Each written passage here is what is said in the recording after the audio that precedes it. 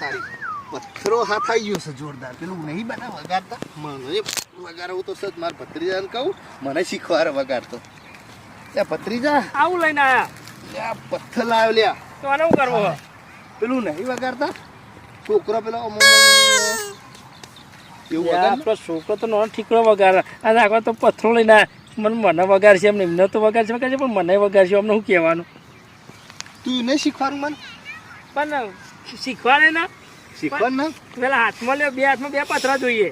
બે જો તમે બે જ જો એક હાથે ફાવશે તને એક જ લાવ્યો મને એક હાથે શીખો. પકડો તો પથરો ફાવશે તમારે. ઓહો નહીં ફાવતું. તમારે નહીં આવડે રવા દો. નહીં આવડે. ના હા તને તમારે હું તો કોમ નહીં ભાવે તમારે. તમને સમજાવું અમને કે આવડા મોટા પથરાઈ વાગે નાનો ઠીકરો હોય પેલા છોકરો તો વગાડવામાં વગાડે તો આ મારો કાકો બુદ્ધિ વગરનો આવડો મોટો પથ્થરો લઈને આવ્યો એના કરતાં માથા મેલ્યો હોય તો કોઈ સારું થવાય.